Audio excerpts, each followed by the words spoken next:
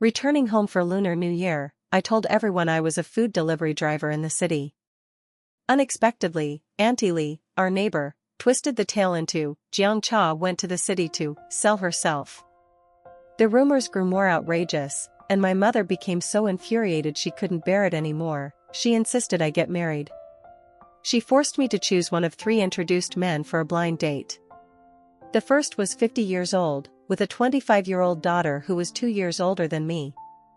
The second had served 10 years in prison and had already driven away 2 wives.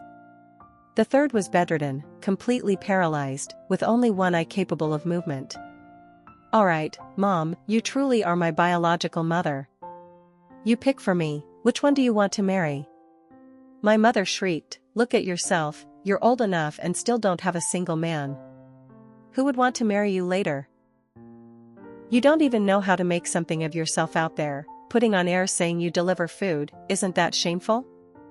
I don't understand how I gave birth to someone like you. The village boys would rather stay single than marry you, aren't you ashamed? Pick quickly for me, after you pick, I'll marry you off right after TET. You're almost 30 and still good for nothing.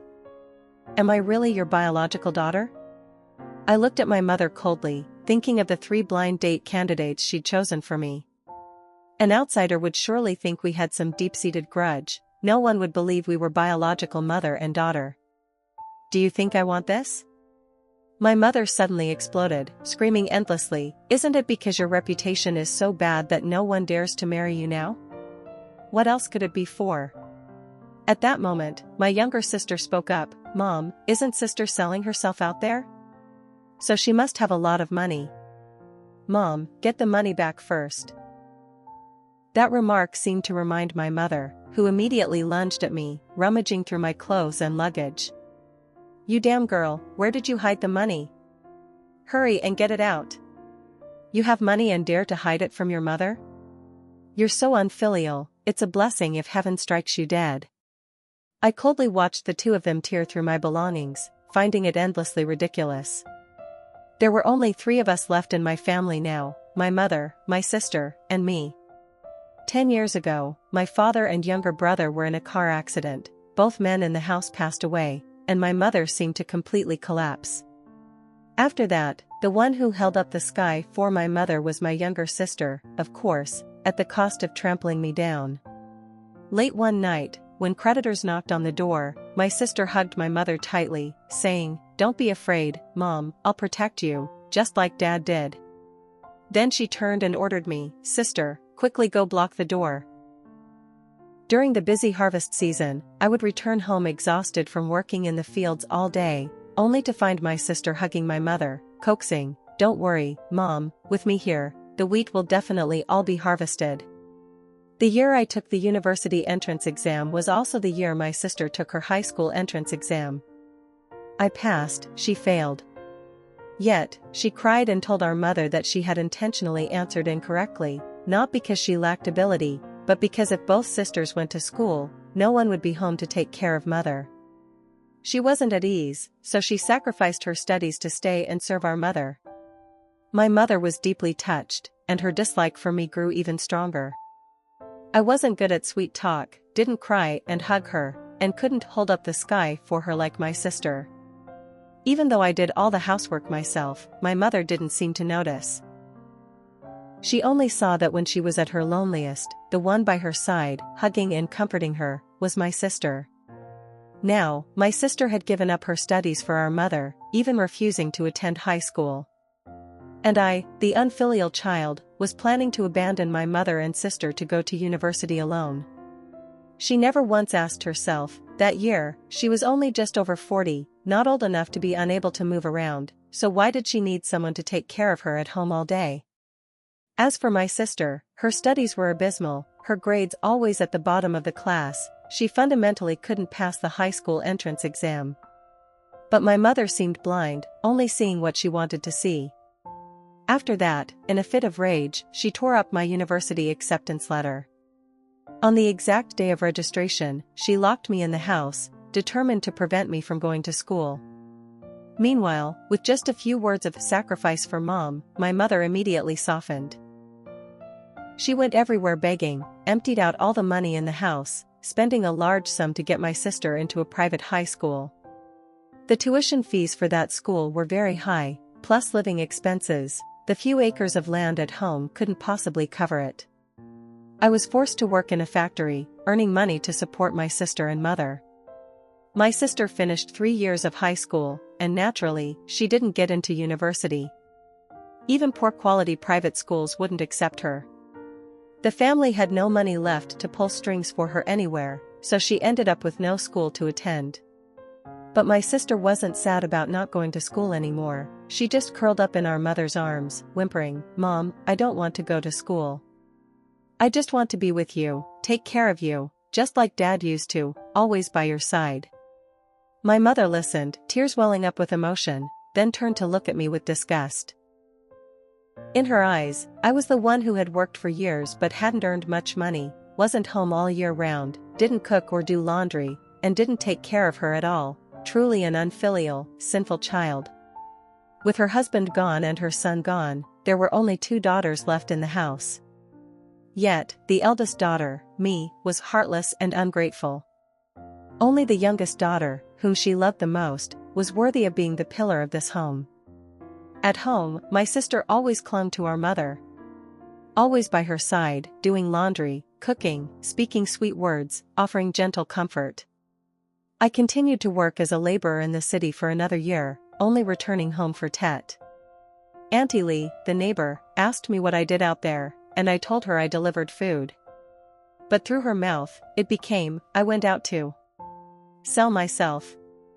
For her own reputation, and for my sister's future prospects of marriage. My mother was anxious to marry me off as quickly as possible. Because my bad reputation had spread far, few people were willing to marry me. I was also ugly, short, lacked ability, and had no degree. All in all, only 3 men were willing to marry me. One was so old his daughter was 2 years older than me. 2 had served 10 years in prison and had already driven away 2 wives. 3 was bedridden, completely paralyzed, with only one eye capable of movement. My mother and sister searched for a long time but couldn't find a single coin. I, of course, had no money. The first thing I did with my monthly salary was send it home. The rest went to rent, electricity, and water, just enough for me to eat sparingly. Even the bus ticket home for Tet, I had to work extra days to afford. Where would I get more money? But in my mother's eyes, that meant I had money but didn't want to give it to her.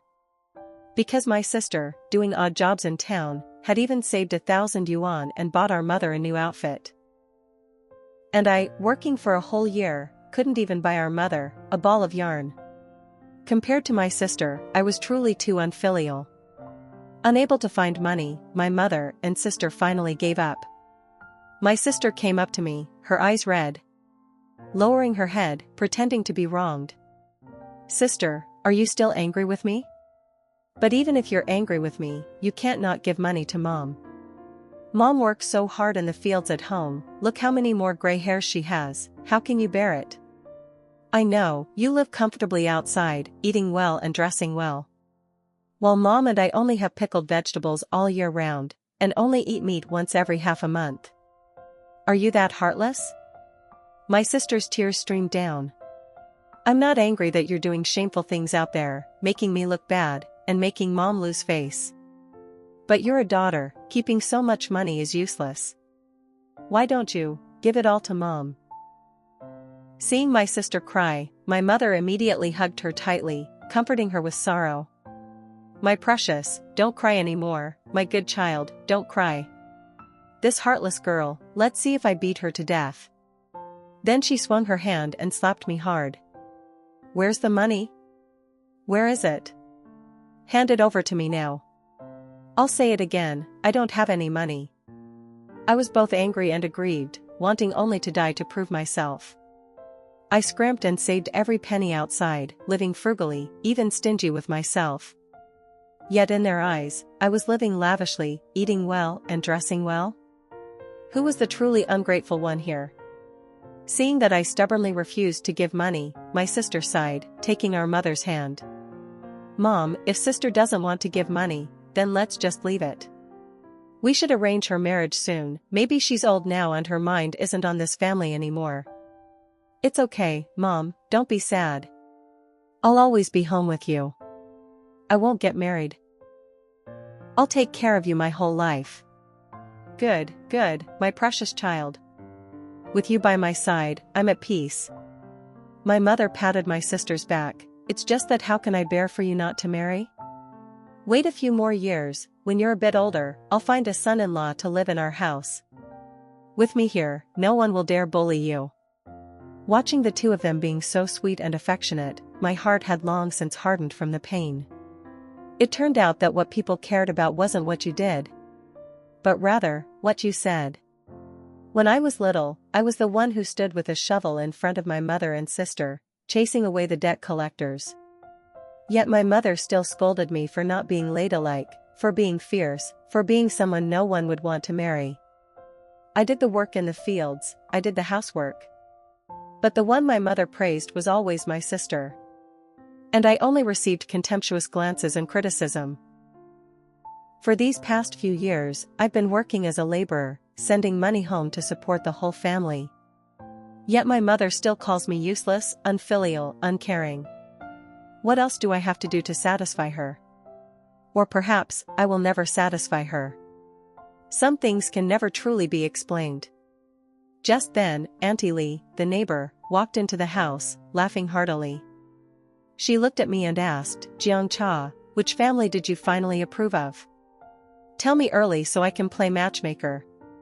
I didn't answer, because I knew clearly, I wouldn't choose anyone. I shook her hand off and walked out the door. But before I had gone a few steps, I heard Auntie Lee turn to my mother and say, "Remember, you have to pay me the full matchmaker's fee. Don't worry, not a single penny will be missing." That's all I need to hear. The bride price must be demanded at that exact price. I let out a cold, soft laugh. I was still alive, and they were already discussing how to sell me off. Some wanted a share of the flesh, some demanded the bones, some wanted to skin me. In short, they wanted to exploit me to the very end. But why should I sacrifice myself for these people to benefit? I dashed straight to the village's radio station, turned on the loudspeaker, and began to go crazy. I announced that there would be several big weddings in the village soon. My mother was getting married, and the man she was marrying was that 50-year-old man, the first of my 3 blind date candidates. And my younger sister was also getting married. The man she was marrying was the one who had served 10 years in prison and driven away 2 wives, my second blind date candidate. And Auntie Lee, the neighbor, was also remarrying. After all, her husband had died young, and her son had grown up and settled out of town. She was now a widow. Remarriage was normal. The man she would marry was my third candidate, the bedridden man who had been paralyzed for years. And speaking of which, Auntie Lee was meddlesome and gossipy, marrying a mute man now. The two of them would live together in peace and harmony. I thought those people would surely be furious enough to vomit blood if they heard these words, but I had locked the radio station door early, so they couldn't get in even if they wanted to. I continued to spread the joyous news, repeating it tirelessly.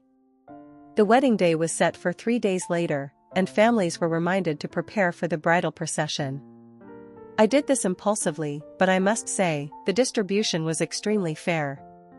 My mother's age was similar to that old man's. Their marriage was reasonable, and he would probably agree.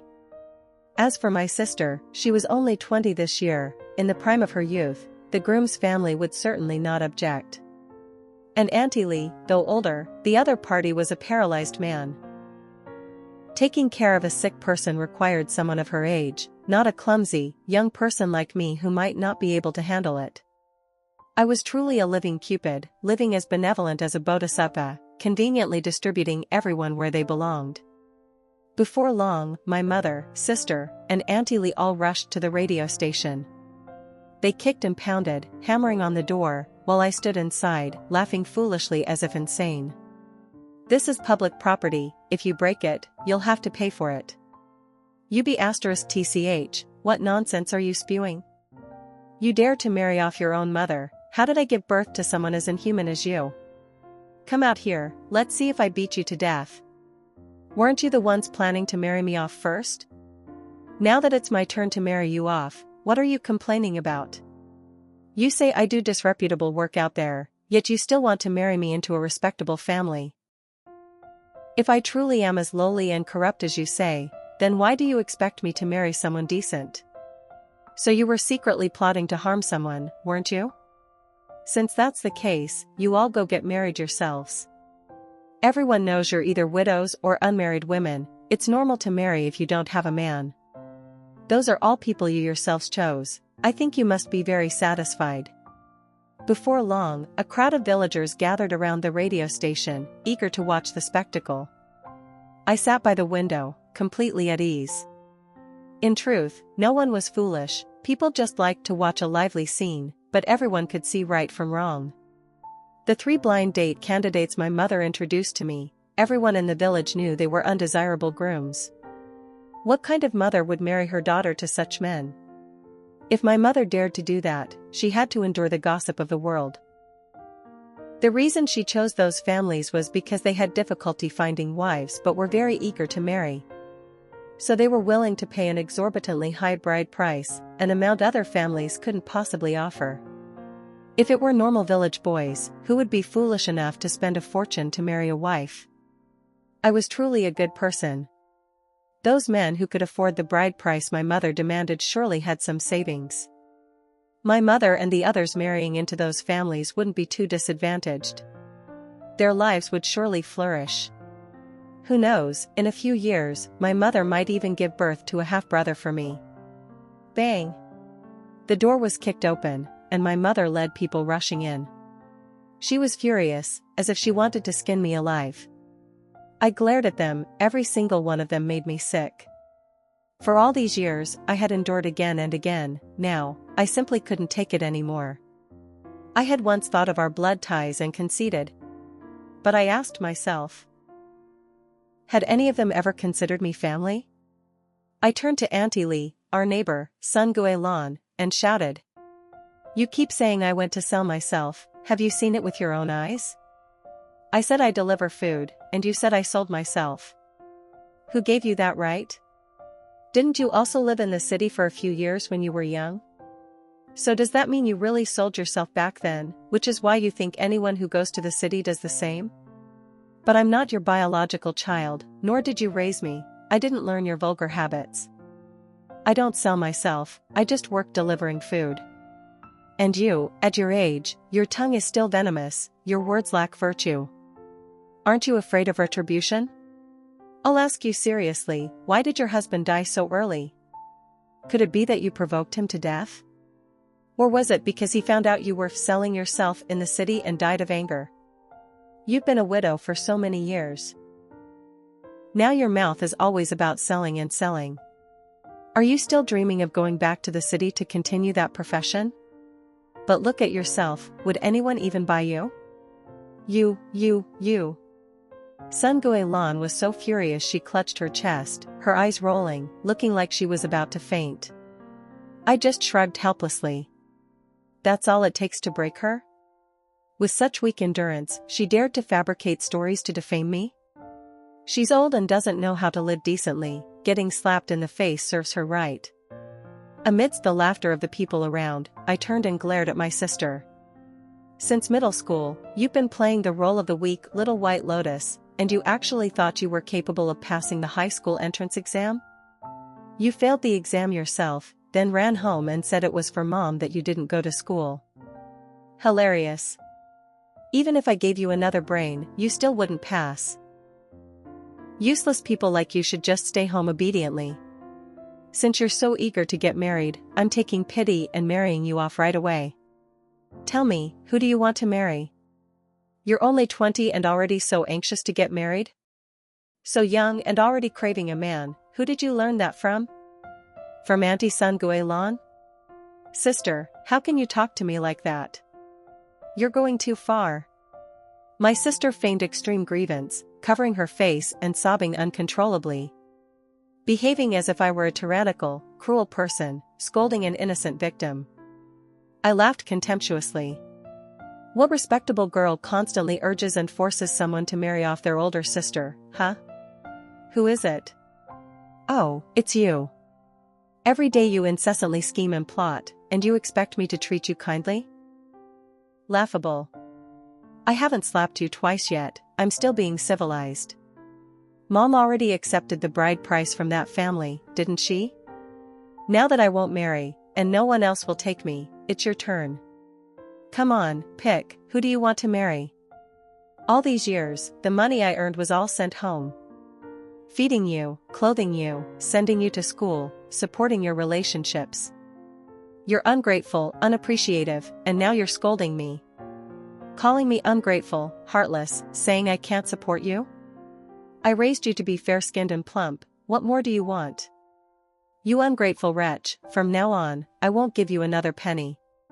Let's see what you used to put on airs with me. You should have been married off early. To stop your constant arrogance. Give you an inch and you want to take a mile. Finally, my sister couldn't take it anymore and burst into a wail. Spoiled like a princess since childhood, a treasure in our mother's heart. Now, being scolded directly in front of so many people for the first time, how could she bear it?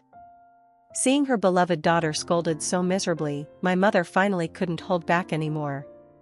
She rushed towards me, raising her hand to slap me. Don't rush, it's your turn now. I pushed my mother hard, she staggered back a few steps, glaring at me as if she wanted to devour me alive. Looking at that aggressive demeanor, it seemed she wanted to kill me on the spot. But she couldn't kill me, because she still had to hear me out. When my father was alive, he did everything in the house. You said you gave him 2 daughters and 1 son, so you were a great contributor, a queen in the house. But my father went out early to drive delivery, and before that, he still had to wake up and cook for you. He died because he was too exhausted, overworked, driving while overly tired, and died in an accident. My brother was only 8 years old then, and he worried. He knew Dad's driving was dangerous, so he wanted to go with him. As a result, father and son died together. They're gone, you didn't grieve for your husband, for your son, you only worried that no one would protect you anymore, no one would serve you, no one would be your beast of burden anymore. What kind of person are you? You don't have the fortune to be a queen, but you think you are. My father had just died, and you were already eyeing remarriage. Outwardly, you said you were afraid I and my sister wouldn't have anyone to support us. But in reality, it's because you're useless, can't earn money, can't support a household, so you rushed to find another man to cling to. But have you looked in the mirror?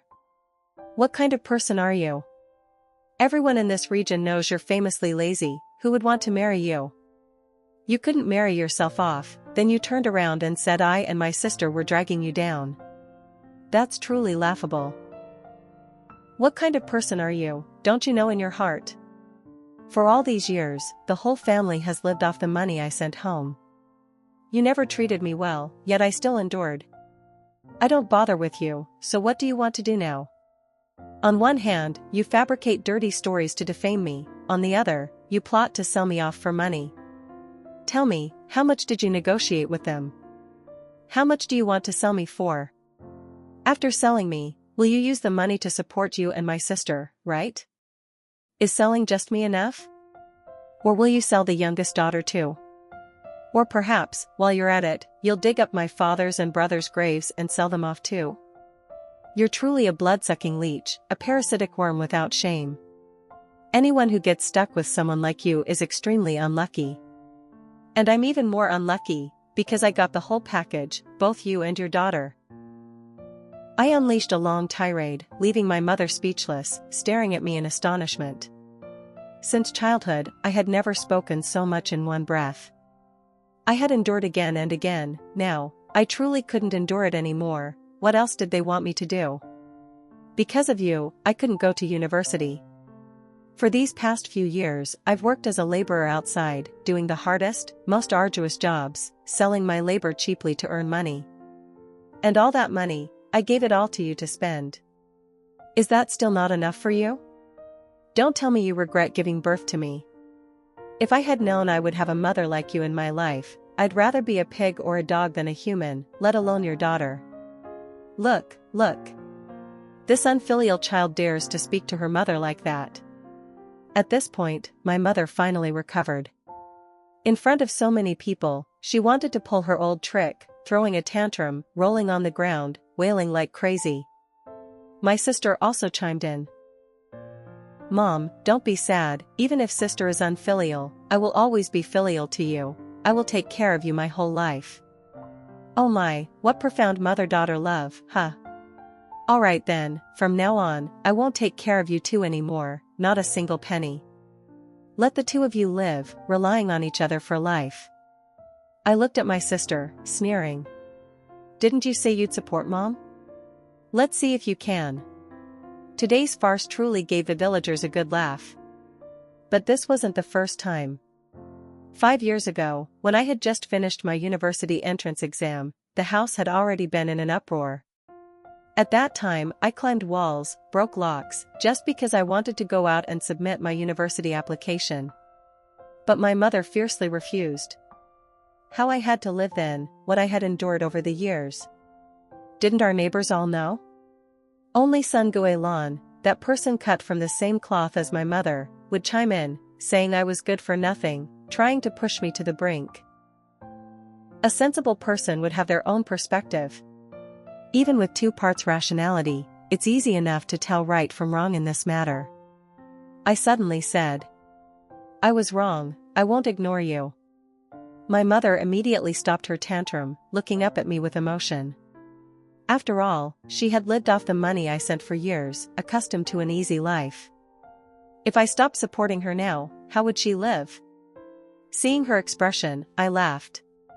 "You are my mother, by law, I have an obligation to support you. Therefore, I won't abandon you. But I'll only start fulfilling that obligation when you're old enough to barely lift yourself. You're only in your 40s now, you can perfectly well support yourself. It's not time for me to support you yet. When you're truly old and can't move anymore, I can still give you 200 yuan a month, I won't begrudge it." You be *TCH. How dare you treat your mother like that? You heartless wretch. You won't die a decent death. Seeing that I maintained my firm stance, my mother finally dropped her facade. She shrieked like a madwoman, spewing the most venomous curses at me. But not a single person in the surrounding crowd spoke up to defend her. 10 years ago, when my family faced a major misfortune, everyone sympathized with my mother. Everyone said it wasn't easy for a single mother to raise 2 daughters. Households like ours, called pure female households, even received special government support. But very quickly, everyone began to realize they had been mistaken. They shouldn't have pitted my mother. Because the one who had worked in the fields, toiled hard for years, was always me. And my mother just sat there, crying and complaining about her hardships to everyone. Saying how my father used to do everything, but now it was so hard, and no one helped her anymore. In reality, she had gone from a queen to an empress dowager, still a person who never lifted a finger for anything. Her entire life, she had never had to touch cold water, living a life so easy that everyone envied her.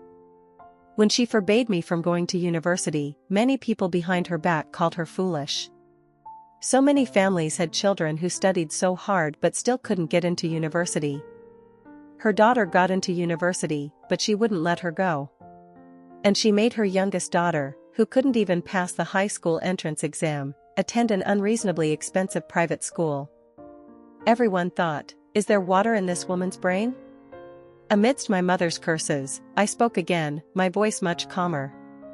I have never done anything wrong to you all.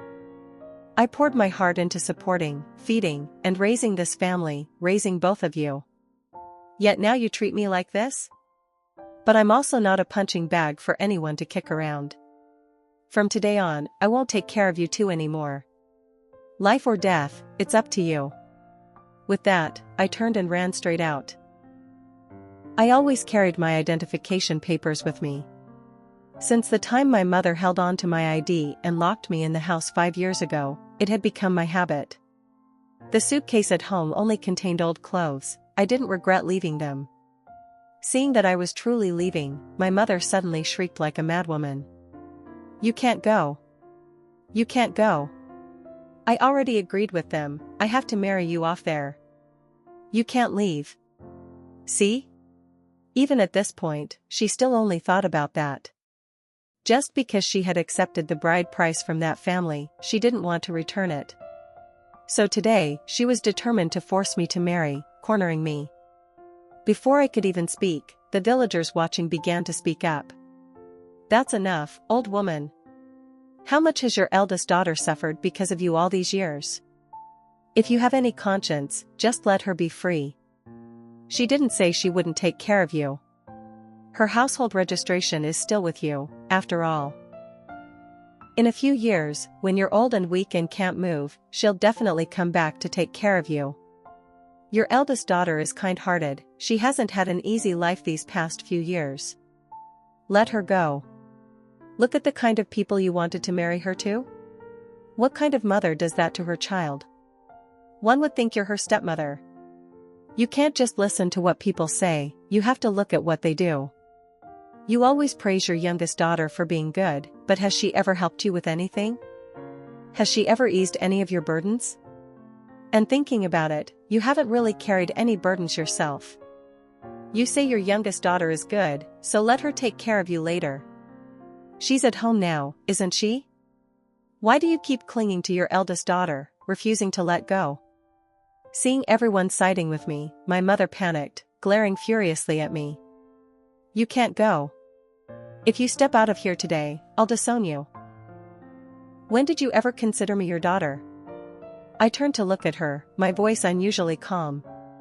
When disappointment piles up to a certain point, one no longer feels pain. I had known for a long time that she never considered me her biological daughter. So now, I didn't feel much sadness. I still remember clearly, when I was little, when my father and younger brother were still alive. My mother often mumbled that my sister and I were both money pits, useless daughters. She only cared about her son, because she believed that in her old age, her son would be the one to support her. That was her pillar of support. But when my brother died, what saddened her was losing her pillar.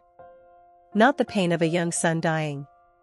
If he were still alive, he would only be 18 now. I had truly understood early on, a selfish person like my mother truly loved no one. Not her husband, not her children. She only loved herself. She seemed to love my younger brother before. But only because he was a son, who could make her proud. So she wouldn't be criticized as a woman without the fortune to bear a son. And more importantly, he could support her in old age.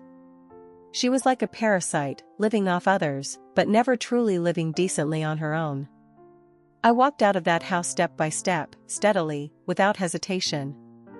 If I had been a little more decisive 5 years ago, perhaps I would have graduated from university by now. The past is past. This time, I will definitely not let them drag me down again. Unable to curse, my mother switched to playing on emotions. She cried and complained endlessly, talking about how hard it was to raise me for so many years. When she gave birth to me, her first child, she was in agonizing pain, bleeding almost to death. When I had a fever, she stayed up all night taking care of me. How much she loved me, how much she cared for me. I had heard these words when I was little, believed them, and was touched by them. But now, I only wanted to escape her as quickly as possible.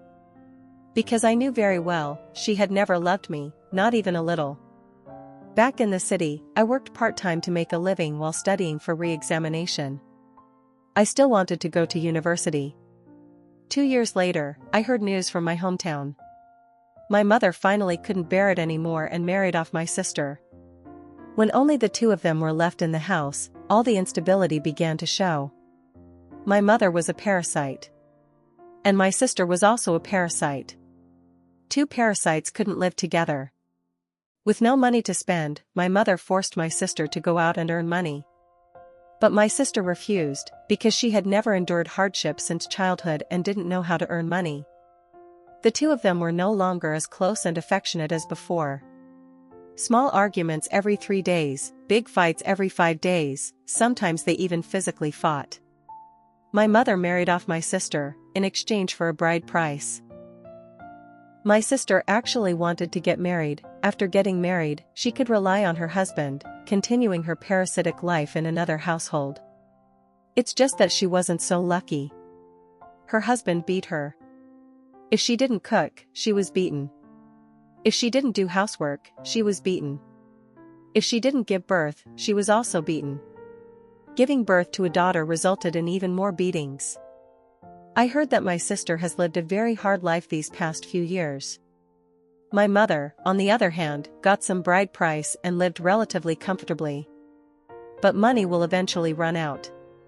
Now I only hope she spends money slowly. And doesn't come looking for me after she's spent it all. But I've changed my number and moved to another city. It won't be easy for her to find me. When she's truly old and can't move anymore, and the authorities come to find me to demand support, I will take care of her. But that will probably be more than 10 years from now. A few more years passed, and I graduated from university, officially entering society. I feel very young here.